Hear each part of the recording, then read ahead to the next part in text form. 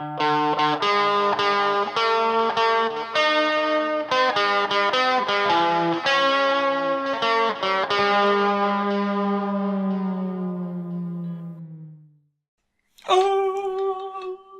I love you,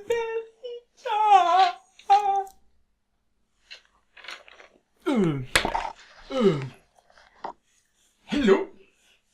I have been regarding Barack Obama on internet, and it is very...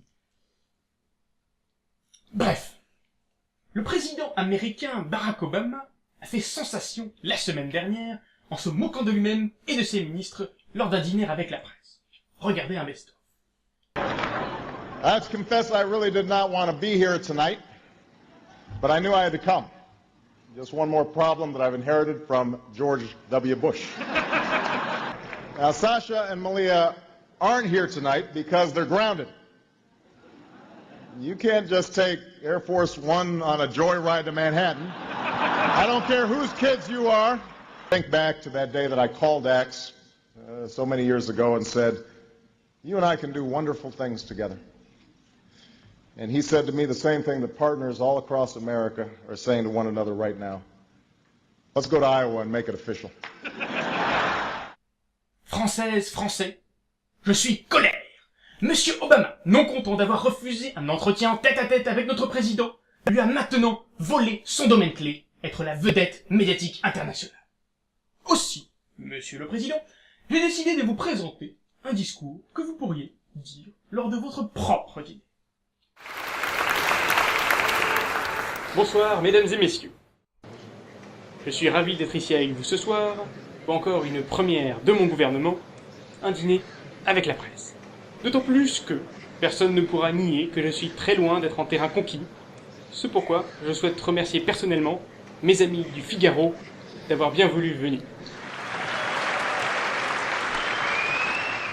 Alors, pour m'habiller ce soir, j'ai écouté les conseils de ma femme.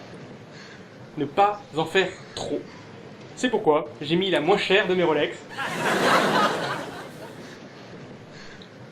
J'en profite pour dire bonsoir à Carla, dont tout le monde doit reconnaître qu'elle est la plus grande ambassadrice de la France.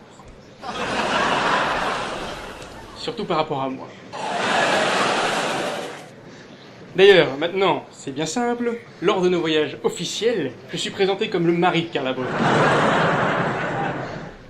François Fillon n'a pas pu être présent ce soir. Comme vous le savez peut-être, il aime conduire des voitures de course, et malgré tous mes conseils, il a absolument tenu à conduire lui-même ce soir. Entre chez lui et l'Elysée, il a été flashé par 20 radars, a perdu son permis et a reçu plus de 2000 € d'amende.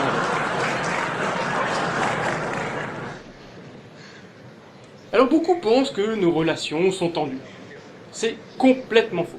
Sinon, est-ce que vous croyez vraiment que je garderai un Premier ministre qui a de meilleurs scores dans les sondages que moi?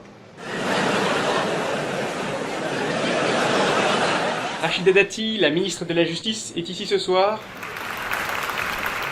La presse a fait couler beaucoup d'encre sur sa soi-disant tombée en disgrâce. Je répondrai à ces gens. Est-ce que vous feriez vraiment un enfant avec quelqu'un que vous n'appréciez pas?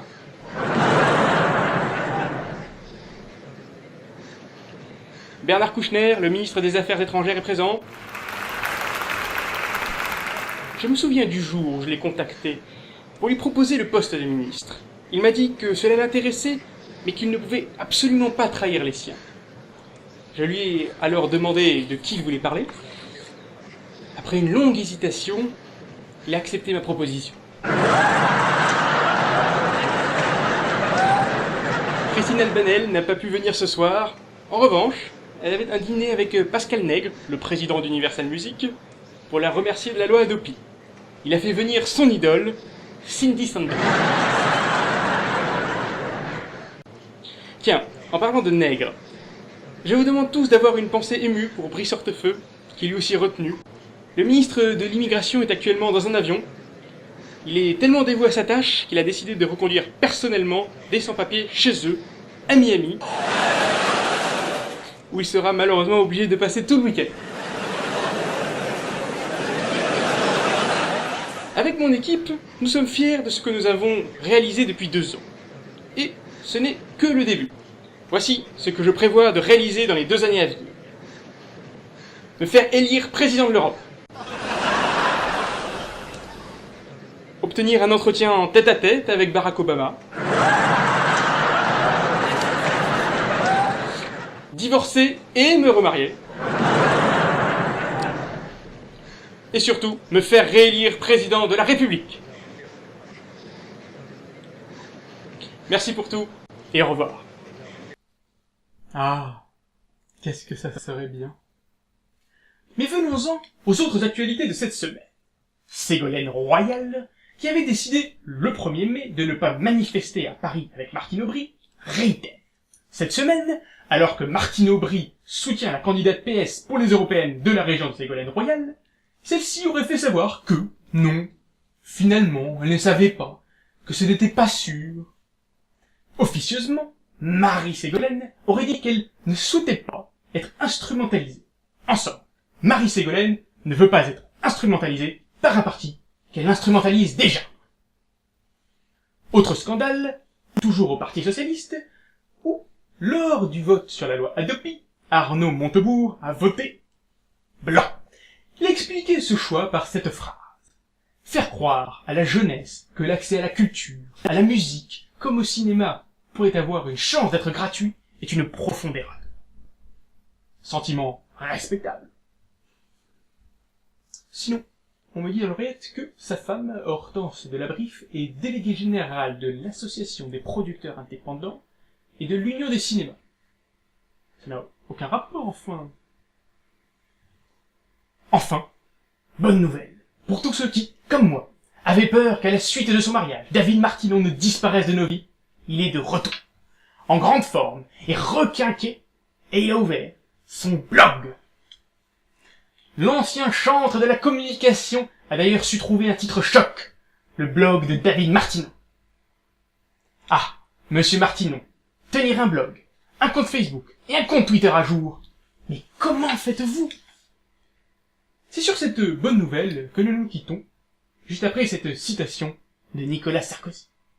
Au revoir, et que la France soit avec vous.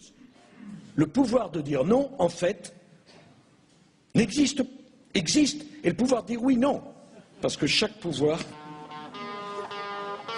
équilibre l'autre dans un mouvement de paralysie quasi générale.